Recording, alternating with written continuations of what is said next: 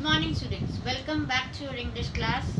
After doing chapter Tiger King from Vistas, now let's shift on again to the Flamingo book and chapter number 2, that is Lost Spring by Anise Junk. Lost Spring. Spring here means childhood. Lost childhood.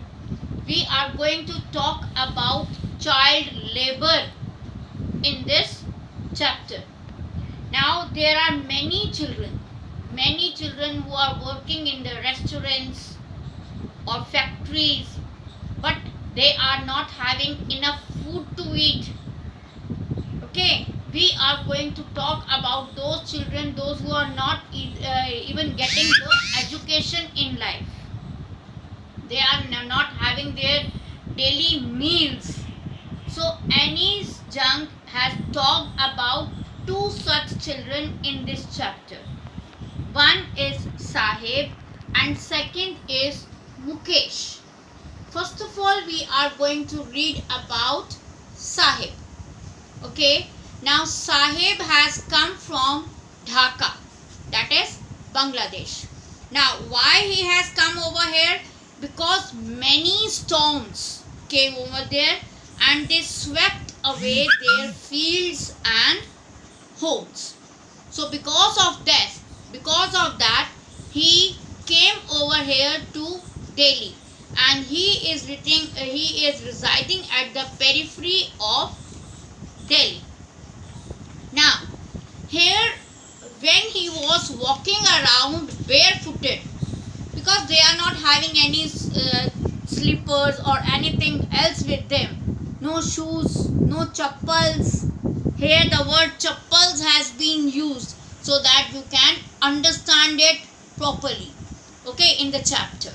Now he says that when he was passing by, somebody asked him, "Do you go to school?"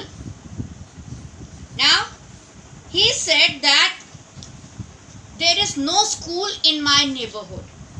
Then he said that if you will build one, I will definitely go to school.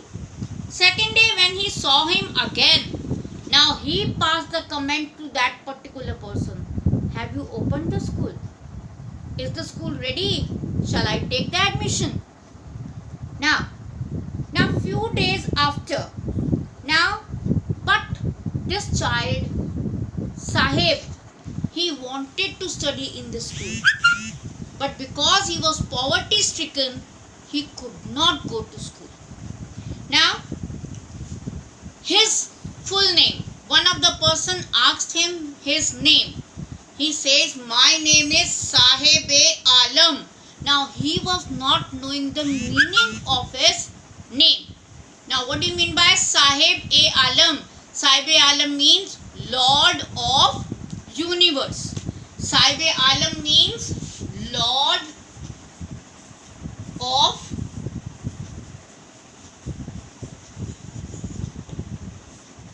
Universe. And it's an irony in the chapter that a particular person whose name is Sahib-e-Alam, who is called as the Lord of Universe, moving around on the streets barefooted and scrouching garbage. Scrouching means finding something from the garbage. He used to think that might be possible that I will be able to find 1 rupee note or some other thing from the garbage. These people, this particular boy Sahib was a rag picker.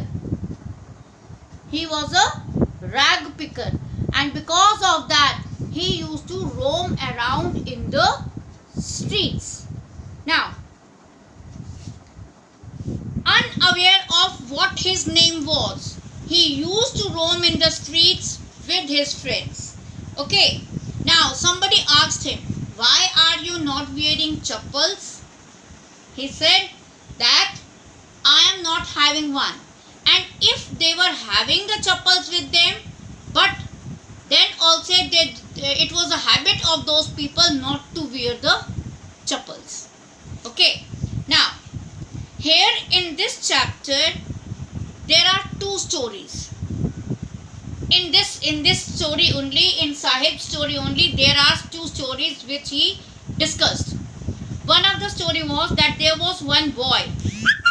This story is from Udupi. Okay, there was one boy who used to go to a temple, and standing in front of the god he used to pray, Lord, please, I want to have a pair of shoes. He used to go daily and used to pray a lot. Why he used to go to temple? Because his father was a priest over there. Whenever he used to go over there, he used to ask for the pair of shoes. 30 years after, when he was seen, he was wearing the shoes. Now, from where did you get these shoes? Why? Because we, the wealthy people, what we do, if there is something in the shoe, if there is a scratch in the shoe or the hole in the shoe, we just throw it off. And that shoe, which was the new one, a rich boy's shoe, why he threw it out? Because the shoe was having a hole in it, and he found that, and he was wearing that shoe, and he went to the temple to thank God that at least I am having a shoe, a pair of shoe with me.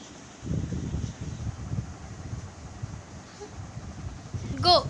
Now these children, all these children, including Sahib, they are living in Simapuri, where the condition is very, very, very bad. For food is more important for their survival. So but it's more than their identity. They are least bothered about their identity. They are bothered about their food. And these people gather the food from the rag picking. When they pick up the rags from the garbage, they used to find it out from the garbage. And the people, those who are living over here, they are not getting any ration. Okay, food is very important for them, and women, they are not having proper clothes to wear, and garbage for them, for the people of this particular place, that is Simapuri, is gold. It is their daily bread. A roof over their head, even if it is a leaking roof, because they are not having any money with them, with which they can build their houses and all that. So here, now the second part is, he says that I sometimes find a rupee. From where? From the garbage. From the garbage. Now, for the children, garbage is wrapped in wonder. Okay, and for the elders, it is a means of survival. This keep it in mind. For children, it was something wrapped in wonder, that they will be able to find something new, a coin, a gold, something from the garbage. And for elders, it was their means of survival. Now, one winter morning, Sahib was standing at the gate of a club. What he was watching was that the people were playing tennis. He also liked that game. He also wanted to play tennis, but he never got a chance to go over there. Now, when everybody went from there, he jumped into that area. He wanted to see how the tennis court looks like. So he is also wearing the shoes that day, and he was looking so means you can say active on that day. Why? Because because he was wearing shoes which were thrown by a rich boy. Okay, why he threw it? Why the rich boy threw it? Because the shoe was having a hole, whereas the shoes were very much new. New shoes were there. Now again he was satisfied. He had a look towards that particular area, but he couldn't play tennis over there. But he was satisfied that at least he has seen the tennis court. Now next morning he was on the way to milk booth. Why he was on the way to milk booth now? In his hand there was a steel canister. Steel canister matlab ketli. Okay, kettle. Steel canister. Now he is working at a tea stall. He is working at a tea stall and he is getting 800 rupees and all his meals. But he is not satisfied. Now why is he not satisfied? Because he has lost his freedom. He has lost his freedom of moving here and there. Now he is working under somebody. No freedom is over there. Now the steel canister seems heavier than the plastic bag he used to carry the whole day long, moving from one place to another. Okay, the bag was much heavier. That steel canister was much heavier than that plastic bag. Now the canister belongs to somebody else, to his master, but that plastic bag belonged to him only. So here Sahib loses his identity, or you can say he lost his freedom of moving here and there. Okay, so he was not happy working at the tea stall even. This first part of the chapter shows that the people, those who are rag pickers, they are moving here and there. If they are getting the job, then also they are not happy with it, because they want to have their freedom. They want to be free. They don't want to work under somebody. Is it clear? So this was the first part of the chapter which we have read about, is about Sahib. Now Sahib, the title, that's why it has been given that sometimes I find a rupee in the garbage. He was a rag picker. He used to scrounge the garbage to find out something from it. Now here I am ending this part, first part of the chapter. Second part we will do it tomorrow. But before I finish up this one, I would like to say something.